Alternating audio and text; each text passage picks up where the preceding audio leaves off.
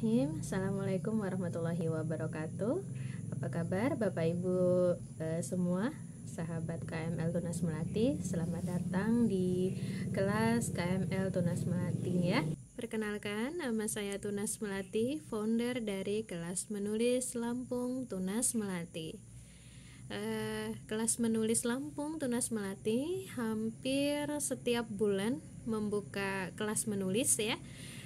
Dari menulis cerpen, kemudian pengalaman hidup, menulis artikel, esai, dan menulis cerita anak dengan tema-tema yang beragam.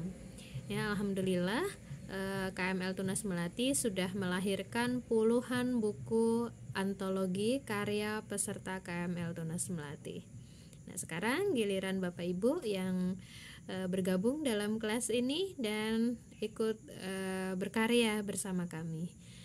Nah, untuk peserta KML sendiri beragam ya, meskipun namanya kelas menulis Lampung, namun banyak peserta kelas ini yang berasal dari luar daerah Lampung ya. Ada dari Banda Aceh, ada dari Binjai, Payakumbuh, kemudian ada juga dari yang Sulawesi, Samarinda, Yogyakarta, Banten, Nusa Tenggara, bahkan juga ada yang dari Papua Barat. Masya Allah, luar biasa sekali ya. Jadi buat Bapak Ibu, selamat datang di kelas menulis Lampung Tunas Melati. Semoga kita bisa menambah teman, menambah saudara, dan menjalin silaturahmi dengan orang-orang yang ada di luar daerah kita melalui proyek bersama di kelas menulis Lampung Tunas Melati. Untuk proyek kita kali ini, alhamdulillah kita bisa membuka sebuah proyek yang lain dari biasanya. Kalau biasanya kita proyeknya tentang kehidupan sehari-hari ya, tapi kali ini kita membuka tema tentang luka. Bagaimana seseorang itu bangkit dari rasa sakit yang dialami, seperti itu. Nah, sebenarnya kisah kehidupan yang akan kita angkat nanti harapannya bisa memotivasi, bisa memberikan inspirasi kepada orang lain agar orang lain dapat bertahan dan berjuang dalam kehidupannya. Bahwa barangkali kisah yang kita punya itu juga dialami oleh orang lain, sehingga solusi atau hal-hal positif yang kita lakukan untuk bangkit itu bisa membantu orang lain untuk juga ikut bangkit dalam kehidupannya, seperti itu ya. Nah, kemudian awalnya ide tema ini dari luka ini sebenarnya adalah karena penyebab kematian tertinggi di dunia saat ini itu tidak diakibatkan karena penyakit kronis, bukan karena penyakit jantung, bukan karena penyakit diabetes dan lain sebagainya, melainkan karena depresi. Nah, ini faktor kematian tertinggi di dunia itu karena depresi, itu karena luka batin. Nah, depresi itu sendiri sebenarnya kan banyak faktor seperti itu ya. Seperti kita ketika kita mengalami titik terendah dalam hidup kita, kalau kita nggak pandai-pandai mengolah rasa diri kita ya, kemungkinan juga akan dekat dengan depresi itu gitu. Nah, untuk tema luka ini tidak sebatas pada luka batin saja Bapak Ibu ya, tapi juga luka fisik juga. Kayak misalnya luka fisik itu bisa berupa sakit kronis yang diderita seseorang. Jadi ada di antara kita yang barangkali pernah berjuang ya melawan penyakit, penyakit yang kronis misalnya seperti kanker, tumor, meningitis, dan penyakit kronis yang lainnya gitu. Di luar sana juga banyak orang-orang yang sedang berjuang ya melawan penyakitnya. Nah, tema ini juga bisa kita angkat ya tentang sakit fisik. Kemudian yang kedua adalah tentang sakit batin atau luka batin. Nah, luka batin itu sendiri apa saja? Ya, bisa jadi karena kehilangan orang yang paling dikasihi, orang yang paling dicintai, itu juga bisa menjadikan luka batin tersendiri pada orang-orang tertentu. Nah, kemudian ada juga tentang trauma masa lalu, trauma masa kecil biasanya dalam masa pengasuhan bersama orang tua, pernah mendapatkan kekerasan baik secara fisik maupun secara verbal, itu juga meninggalkan luka batin yang bisa berdampak, berefek pada masa depan atau masa dewasa seseorang, atau saat kecil dulu pernah mengalami pelecehan dari orang lain gitu ya. Kemudian ada juga luka ini karena disakiti, bisa jadi karena pernah mendapatkan pengkhianatan gitu dari seseorang, atau bisa juga disakiti orang lain karena penghinaan, karena dihina.